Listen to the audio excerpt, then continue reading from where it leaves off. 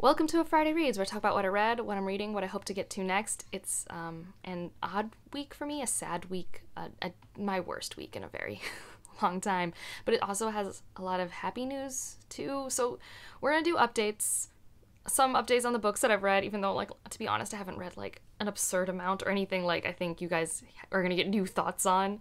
I do have a book haul, and I actually have a board game haul. And I do want to kind of talk through my reading plans for the rest of the month, so that's what we're going to get in this video, but it's odd.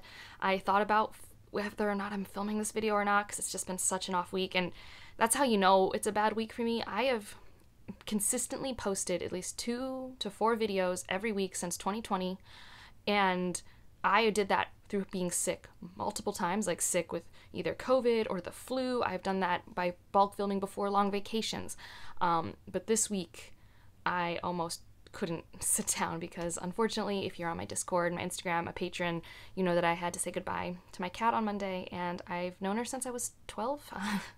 It's wild. I'm so lucky to have so much time with her, but it was really hard this month because she was declining really quickly, and it's really hard to watch someone you love suffer that much, and then having to make that call. Like, who am I to make that call?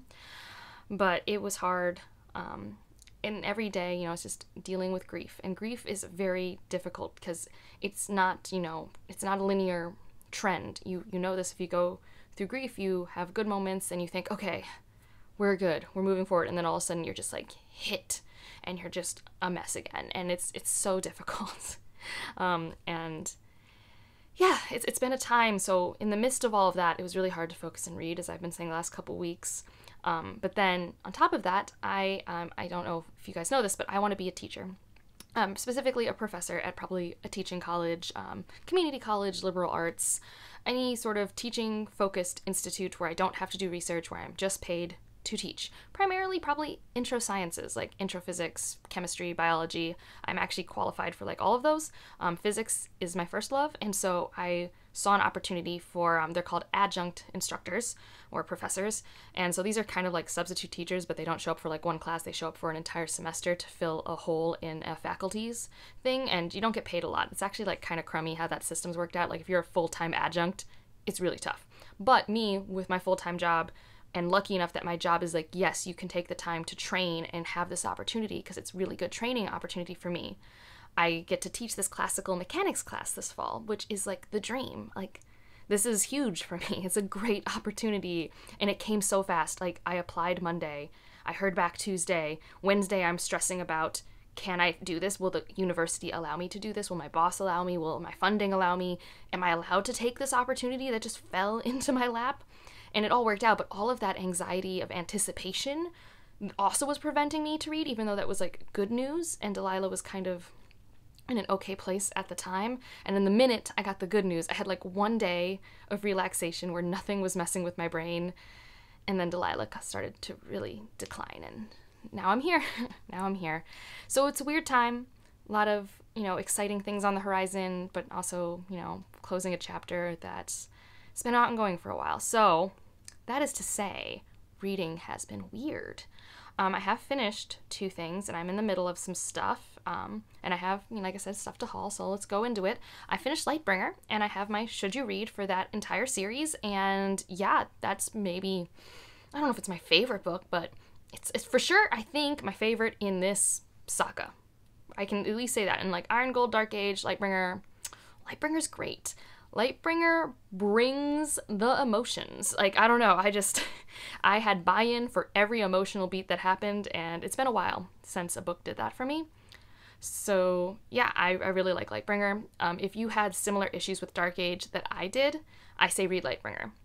I think Lightbringer is tonally more similar to Iron Gold, which is to say, it's not a happy-go-lucky time, but it's not quite as, I don't know, abusive as Dark Age is to you as the reader, is what I would say.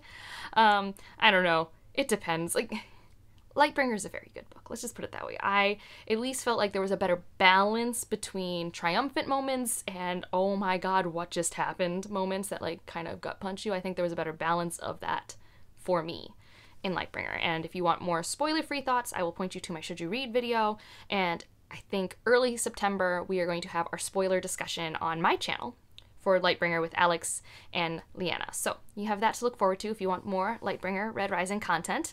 And then I finished The Galaxy Game by Karen Lord, and the 2 new short stories. And like, this book is just so interesting because like, even knowing the project, it's just, it reminds me of classic sci-fi. And I like that. That's like a compliment. It's where it's just like, we are here for this idea and you're not being spoon-fed.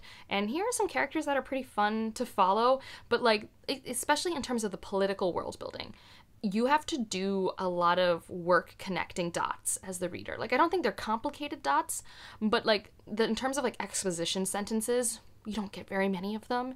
But I thought it was a really interesting way, a very unique way of looking at this galaxy that we have with, I think, 3 to 4 different species that coexist among each other, and they're all humanoid. Like, I guess in some ways they're alien from each other because there's different psionic abilities and things like that, but at its core, I think they're all genetically human and can, you know, have kids with each other. So they're all about the same species, but very different cultures and abilities. And what happens when a power vacuum is empty, and who tries to fill it, and how does that feel from characters who are not at the center of it? They're more at the peripherals, but they kind of get brought towards the center, but never quite at the center where you really know what's happening. And I just think that's a very interesting narrative framework. It's difficult. I don't think I can recommend it to everyone, and it's definitely not like my favorite thing I've read by Karen Lord by a long stretch, but I'm fascinated by it and I find it rewarding. Like, the work I put in, I do find rewarding for myself as the reader. I still have questions. There's still a big question I have, and it was not answered in the short stories, and I'm hoping maybe in the Blue Beautiful World I will have answers. We will see. And I guess, yeah, that's one of the books I'm reading right now is The Blue Beautiful World, which in a different headspace was hoping to have finished by today, but this was not an escape for my brain, and therefore it required focus.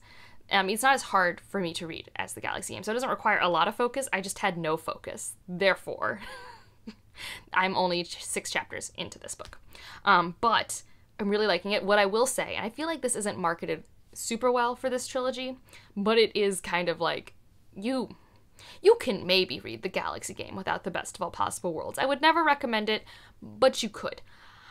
I don't know how you read The Blue Beautiful World without the context of The Galaxy Game, because I feel like you would be so confused on so many levels. And I think this one I'm really enjoying because in the first 2 books of this series, we've always known that there is Earth as we know it, but we never interact with Earth, and we are interacting with Earth. And like what happens when they understand that these other alien-like humans exist. And I'm very excited. I really like who our central character is, which was a fun reveal. And I hope then I get answers that I want. And Karen Lord looks at answering some of these classic sci-fi questions or classic, political questions. Like, I mean, in Galaxy Game, we have, how do we fill a political vacuum, a power vacuum? That's a classic question, right? But I feel like she did it through the lens of, sports and trade. And, it's a little distracting. And here we are looking at kind of extreme climate change Earth, but our main medium for how we are entering this problem that we are looking at different angles of is through concerts and this very famous pop artist. And I do think sports and art, those are important connective tissues and interesting lenses of which to approach some of these problems. So I'm fascinated. I'm hoping my mental health will let me sit down and read it. But it's not a cozy time for my brain right now. My other 2 reads are pretty cozy, and I can typically read one or the other at any given point, so yay. For a while, I can only read one of these books, so growth. We're getting better. But I've been reading The Liar's Knot since last week. I'm almost 50% of the way through now, maybe a little past it. Oh, it's just so good. I do think that if you like, ballroom politic type fantasy and I don't know if superhero is the right word, but there's superhero trope energy. It's so fun. It hits a lot of my trope buzzwords. And what I mean by superhero stuff, there's a lot of secret identity stuff going on.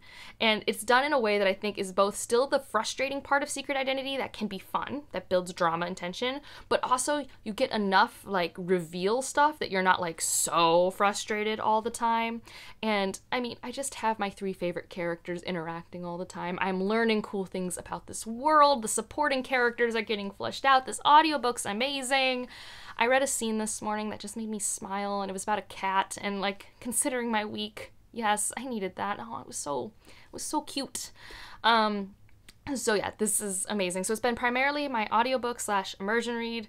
Sometimes I can sit down and just read it with my eyeballs, but like it's not quite like it doesn't quite just flow effortlessly into my brain at the moment without aid. And I do like the audiobook. Like she uses these 3 different accents to really good effect. And I've gotten used to the voices that she uses for some of our male characters, because that was my only like hang up a tiny bit.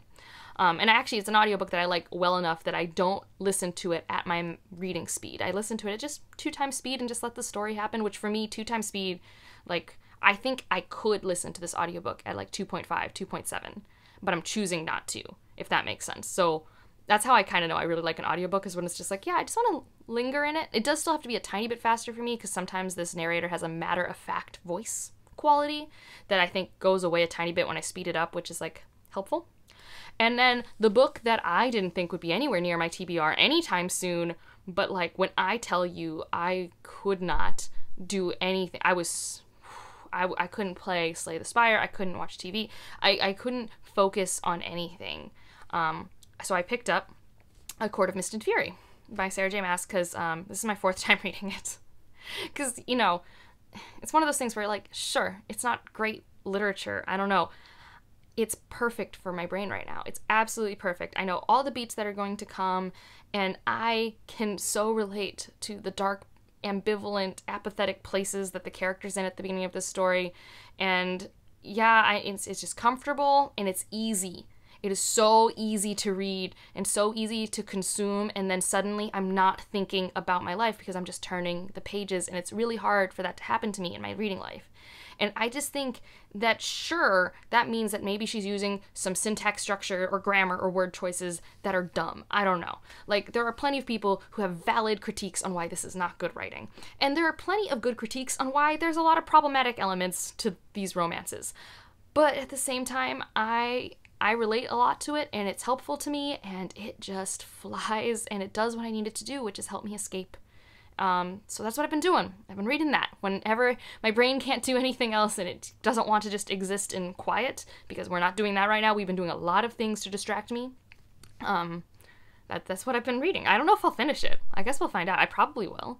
Because actually it's been making me excited to read, even though I know exactly what's going to happen.